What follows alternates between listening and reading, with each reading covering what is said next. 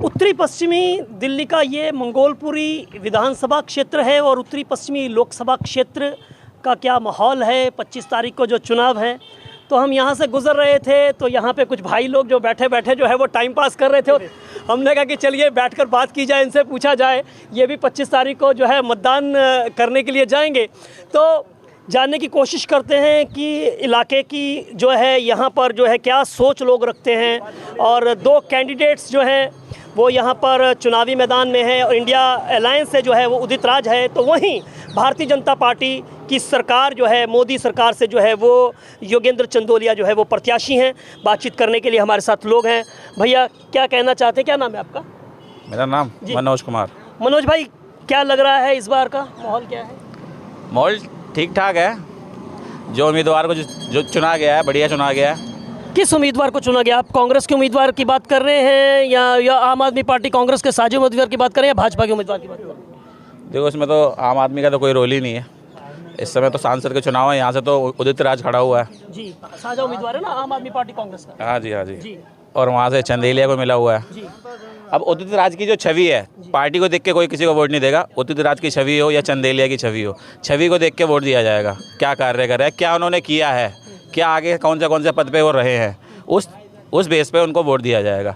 बाकी फेस को देखे नहीं जाएगा कि वो उदित राज ने ये किया या वो किया, कि अभी नया आया है, ऐसा कुछ नहीं है। उन्होंने आने वाले पहले टाइम में क्या काम किया, कौन कितने सक्रिय था, उस हिसाब से उनको वोट दिया जाएगा, चाहे वो उदित राज हो चाहे वो चंदेलिया हो। तो किसका लग रहा है आपको कि किसके नाम पर इस बार वोट जाना है? ऐसा कुछ नहीं कह सकते जी। जब आम आदमी पार्टी आई थी, कहते तो नई पार्टी है, क्या करेगी, इसे वोट देके क्या खराब होगा। लेकिन एक तरफा उन्होंने सरकार बना ली, कुछ नहीं कहा जा सकता क्या होगा। मैं कहता हूँ कि बीजेपी हार जाएगी, ऐसा भी नहीं कह सकता। कि उदित राज आ जाएगा, ऐसा भी नहीं कह सकता। लेकिन बहुत कुछ होने वाला है इसमें, टक्कर तो होगी। टक्कर होगी तो जो है उदित राज चूँकि पहले भी यहाँ से सांसद रहे हैं, क्या उनके उस काम को किस तरह से आप आंकते हैं? उदित राज के जो पहले के काम देखे जाए तो उन्होंने काफ़ी अच्छा काम किया है। उनके बीजेपी में उन्होंने अच्छा काम किया है, काफ़ी पकड़ है उनकी।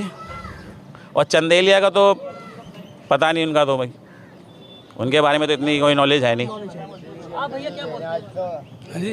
आप क्या कहना चाहते हैं इस बार क्या? मैं तो यही कहना चाहता हूँ जी, जिसके नसीब में होगा वो जीत जाएगा।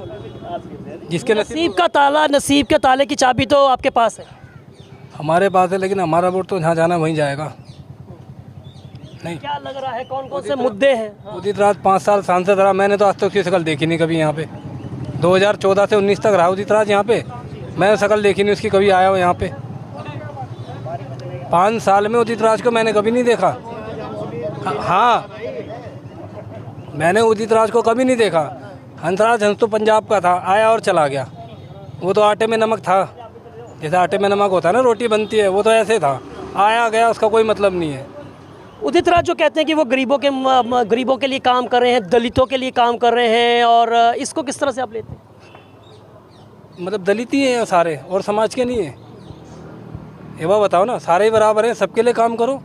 इसमें दलित कहाँ से आ गया, अदर पार्टी कहाँ से आ गई इसमें? जब काम करना है सबके लिए करो। ये बात बताओ। सिर्फ योगेंद्र चांदेलिया हम तो जानते नहीं कौन है, हमने तो अभी देखा उसको, यहाँ से टिकट जो मिला है उसको, ठीक है, हमें नहीं पता कौन है, हमें तो ये पता उसको टिकट मिला है यहाँ से। अब उसके नसीब में होगा उदित राज के, तो वो ले जाएगा। वैसे इसमें जो है बड़े चेहरे कितना मायने रखते हैं? नरेंद्र मोदी का चेहरा जिस तरह से वो कितना मायने रखता है प्रधानमंत्री का इन चुनावों के अंदर? सरकार तो बीजेपी की बनेगी। उसकी वजह क्या लग रही है?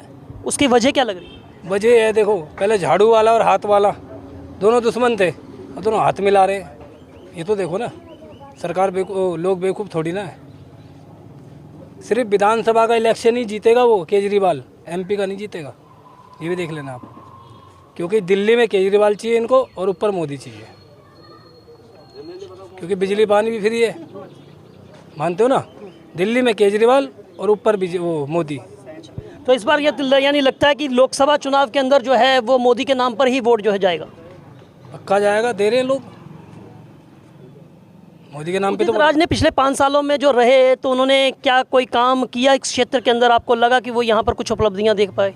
मैंने ही नहीं किया तो उदित राज क्या करेगा, पहले बताओ। हमारे पास काम धंधा नहीं है, हम पे नहीं, हमने उसको देखा ही नहीं। रात तो चला गया, उदित राज फिर चुनाव में है। रात तो चला गया, 5 साल पहले चला गया वो तो। नहीं, अब वो फिर आ रहा है, वो फिर आ रहा है उदित राज। टिकट मिली है जो ऑलरेडी है, तो उसने क्या करा है क्या नहीं करा उसके बारे में पूछो। उदित राज तो 5 साल पहले चला गया। चलिए आप दोनों के बारे में बताइए। उदित राज दोबारा आ रहे हैं और वो ये कह रहे हैं कि उन्होंने बहुत काम किया, इसलिए जो है वो दोबारा जनता के पास जा रहे हैं और कांग्रेस के उम्मीदवार के तौर पर जा रहे हैं। क्या कहना चाहते हैं साझा उम्मीदवार के तौर पर? देखो जी, जब तक मोदी है सेंट्रल में कोई सी सरकार नहीं आ सकती। जितने मर्जी गठबंधन हो जाए, कुछ भी हो जाए, जब तक मोदी है जब तक उसको कोई भी नहीं, कोई सी ताकत नहीं हरा सकती है।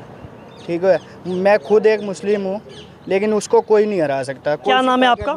मेरा नाम नफीज़ है। अच्छा, हाँ, उसको कोई ताकत नहीं हरा सकती। ऐसी वजह क्या है कि दिल्ली स्टेट में केजरीवाल को कोई नहीं हरा सकता, कोई सी ताकत आ जाए, और सेंट्रल में मोदी को कोई नहीं हरा सकता है। काम करे ना करे, कुछ भी करे वो XYZ, लेकिन उसको मोदी को कोई नहीं हरा सकता। इसकी वजह क्या आपको? वजह है जी, बहुत सारी वजह है। वो वजह तो हमें पढ़ने में भी नहीं आएगी। बहुत सारी वजह है। जब तक सेंट्रल में मोदी रहेगा, जब तक उसको कोई सा गठबंधन नहीं हरा सकता है। नहीं, कोई कारण ऐसा बताइए आखिरकार जो है वो। कारण है जी, बहुत सारे हैं। राम मंदिर बना दिए, बहुत सारे मंदिर बना दिए, हार ही नहीं सकता वो। आप एक मुस्लिम हैं, मुस्लिम होने के नाते जो मंदिर बना दिया आप उसको कैसे देखते हैं? क्योंकि अगर विपक्ष की बात करें तो वो तो कह रहे हैं जी वो हिंदू मुस्लिम करते हैं, आप इसके बारे में कैसा देखते हैं? देखो जी, जो हुआ हम तो किसी लायक नहीं है कि हम बिन फालतू में किसी से लड़े, तो कोई फ़ायदा ही नहीं है लड़ने का। ठीक है, जो जिसने बना दिया वो बन गया है। मेरा का तो कहना सिर्फ यही है कि सेंट्रल में मोदी रहेगा और दिल्ली में केजरीवाल रहेगा। इन दोनों के बिना रिटायरमेंट लिए ये जा नहीं सकते। या तीन तलाक भैया, 3 तलाक विषय को आप कैसे लेते हो? क्या आपको लगता है कि 3 तलाक जैसा विषय जो उठाया है वो होना चाहिए था? इस पर आपकी क्या राय है? देखो जी, जो गवर्नमेंट कर रही है वो ठीक कर रही है। ठीक है, बाकी मेरी तो उम्र इतनी नहीं है कि ठीक है या ख़राब है। बाकी जो गवर्नमेंट है, देखो गवर्नमेंट अकेली बैठ के तो करती नहीं है, उसमें मुस्लिम भी होते हैं, हिंदू भी होते हैं, सारी कौम होती है वहाँ पे। जो ऑप्शन लिया उन्होंने अच्छा ही लिया होगा। मेरे मन से तो चलेगा नहीं कि मैं बोल दूँ ख़राब है तो ख़राब रहेगा, तो जब भी चलेगा, और सही बोलूँगा जब भी चलेगा। ऐसा बताइए, 3 तलाक का महिलाओं को क्या फ़ायदा हुआ है? आपको फ़ायदा है जी। रोड पे घूमते फिरते किसी को भी तलाक दे दो, वो भी तो किसी की बेटी है, किसी के बाप ने कर्जा लेके उसको शादी ब्याह कराया, उसको रोड पे चलते फिरते बोल दे तलाक तलाक तलाक। क्या है ये कोई मतलब थोड़ी ना है। तो आपको लगता है कि जिंदगी घुट जाएगी पति की, आदमी की, उसके जिस माँ ने अपनी लड़की दी होगी, रोड पे चलते फिरते उसका क्या, मर्द के क्या है, मुंह में से तो निकाल दिया उसने, हक दिया, वो चला गया। उस लड़की की ज़िंदगी ख़राब होगी, उसके छोटे छोटे बच्चे होंगे, वो बेचारे बेपनाह हो गए, सारे बेकार हो गए। माँ बाप बेचारे फांसी खा के मर जाएंगे। अच्छा ही किया वैसे तो 3 तलाक। तो आपको लगता है कि ये सही कदम था? जी राइट है, जो राइट है वो राइट है, चाहे वो मोदी करे, चाहे वो राहुल गांधी करे, चाहे सोनिया गांधी करे। इससे लग रहा है कि कहीं ना कहीं पहले जिस तरह से मोदी के बारे में कहा जाता, आपको लगता है कि मुस्लिमों का वोट भी जो है वो मोदी सरकार को, भाजपा को जा रहा है? बिल्कुल जा रहा है जी। जो ये 400 प्लस कह रहे हैं, 400 प्लस बिना मुस्लिम वोट दिए थोड़ी ना हो जाएगा। 400 प्लस अब की बार 400 पार ऐसे थोड़ी ना हो जाएगा बिना मुस्लिम वोट के। मुस्लिम भी तो है कुछ परसेंट, 22% है मुस्लिम भी, ऐसी थोड़ी ना है। और ये कांग्रेस पार्टी और आम आदमी पार्टी जिस तरह से कहते हैं कि जो मुसलमानों के साथ में जो है वो भाजपा जो है वो सौतेला व्यवहार कर रही है, इसको आप किस तरह से देखते हैं? उनकी सब बोलने से तो जी कोई फ़ायदा नहीं है, किसी को कोई फ़ायदा नहीं होगा। जितने मर्जी गठबंधन बन जाए, जितनी मर्जी मुसलमानों की कोई पक्ष ले ले, जो गवर्नमेंट ने करना है वही होएगा। जितने मर्जी तुम आंदोलन कर लो, जितने मर्जी कुछ भी कर लो, कितने आंदोलन हुए हैं बीजेपी के खिलाफ, सब एक साइड है और बीजेपी एक साइड है। ठीक है, कोई किसी के उसमें नहीं है। इलेक्शन में पता लग जाएगा। देखो मैं खुद कह रहा हूँ कि 400 प्लस नहीं होएगी, लेकिन NDA की सरकार ज़रूर बननी है, UPA नहीं आएगी, चाहे जितने मर्जी गठबंधन।